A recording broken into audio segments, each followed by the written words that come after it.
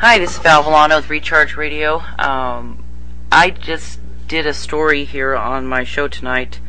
KT and I did.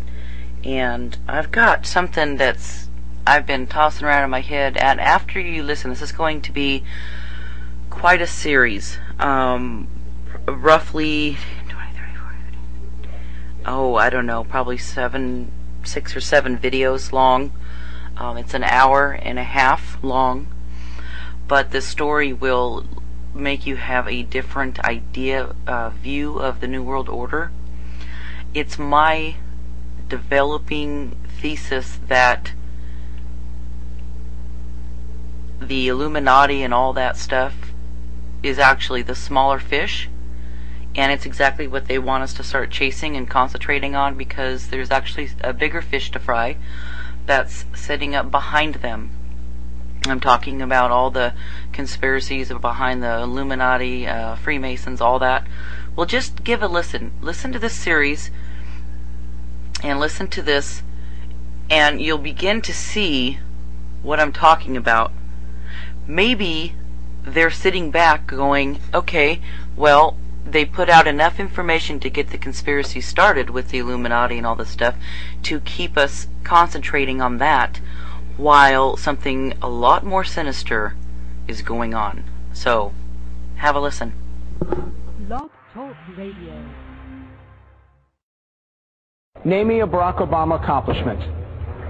That he served in the Senate. That he should. Oh, so he got elected. That's an accomplishment. Name me one. He voted in the Senate for child. So basically, he votes as a senator. That's an accomplishment. Name me an Obama accomplishment. He gave a great speech to not go to war in Iraq. Giving a speech is not an accomplishment. Tina. Pass. You pass. On national television, you pass. Does anyone have an accomplishment? Okay, so some of you got one. Name one. He's the only African American senator in the Senate. So because of his color, that's what you call it? It's an accomplishment because there aren't any other African American minorities.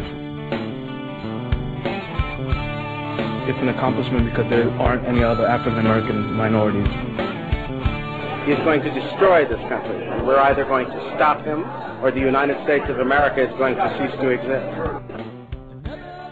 I remember him using this in his campaign against me, saying Barack Obama supports teaching sex education to kindergartners, but it's the right thing to do. John McCain has not talked about my Muslim faith, and you're absolutely right that has not come my Christian faith. Last night in Ohio, where NAFTA is blamed for massive job losses, Obama promised the voters that he would do what his campaign privately told Canada he would not. I think we should use the hammer of a potential opt-out as leverage to ensure that we actually get labor and environmental standards that are enforced. Late tonight, a spokesman for the Obama campaign did not deny that the contact had been made. It goes to the question of truthfulness. In other words, did Barack Obama say one thing privately to a foreign government and then say something entirely different to the voters of Ohio and Texas? And it appears that tonight that's exactly what he did, and that's exactly what the Clinton campaign is zeroing in on.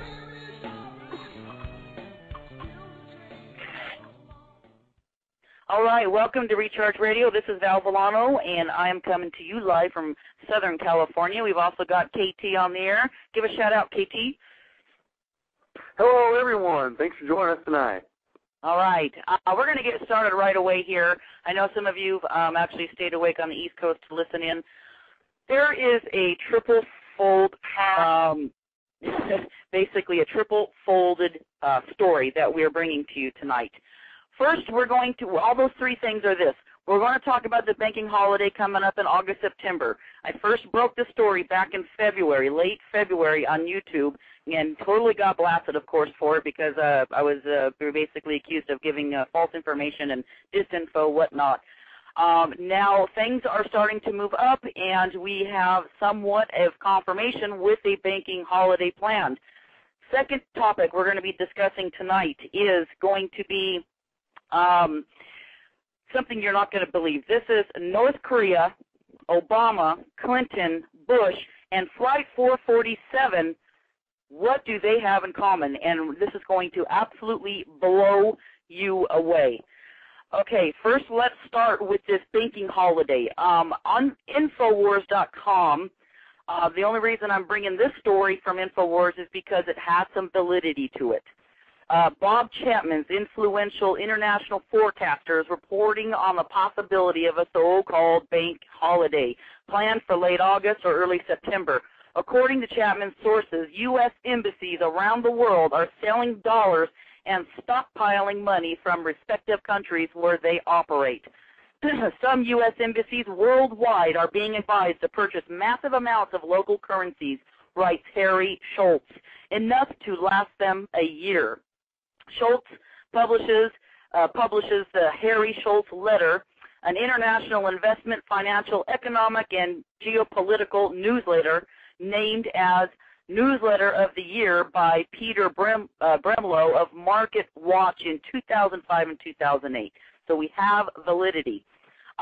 Schultz believes the global elite are in the process of engineering an FDR-style bank holiday of undetermined length in order to sort out the bank mess and impose new bank rules. On March 5th, 1933, in the depths of the banker-engineer's Great Depression, newly elected Franklin Roosevelt declared a bank holiday that forced banks to close for 4 days. Roosevelt then rammed the Emergency Banking Act through the legislature. Passed by Congress on March 9th, the act granted FDR near dictatorial control over the dealings of banks. It also allowed the Secretary of the Treasury the power to compel every person and business in the country to relinquish their gold and accept paper currency in exchange. On March 10th, Roosevelt issued Executive Order number 6073, forbidding people from sending gold overseas and forbidding banks from paying out gold.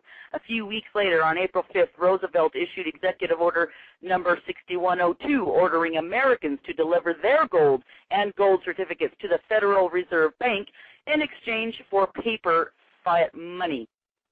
In other words, FDR engaged in one of history's greatest rip-offs, that is, until now. FDR not only ripped off the American people, but foreigners holding dollars as well, thus ensuring the Great Depression would spread around the world like a bankster-engineered contagion. As Schultz notes, another forced bank holiday will likely lead to a formal devaluation of the already broad-sided U.S. dollar. But devalue against what? The euro? Doubtful. Gold? Maybe. Or versus the IMF basket of currencies, which he feels is more likely. In fact, this is precisely what the globalists have in mind.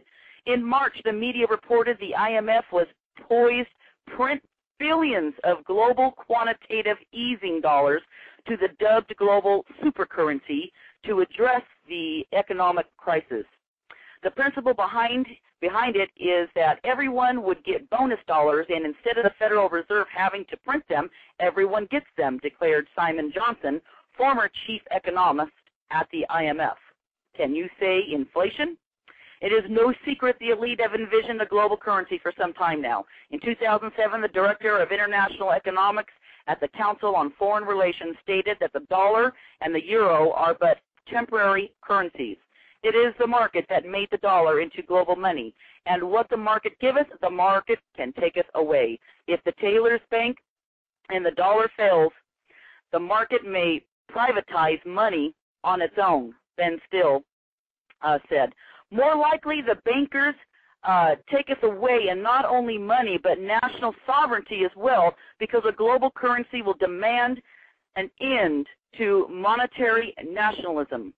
Or, as Richard N. Haas, president of the Council on Foreign Relations, has said, states must be prepared to cede some sovereignty to world bodies if the international system is to function. Mr. Schultz believes a bank holiday would suit the burning desires of the international banker elite. It will lead to nationalization, which is a polite word for brazen thievery. It will allow the government-owned lock, stock, and barrel by the global elite and run by their corrupt whores and cronies to rape secured creditors and bondholders.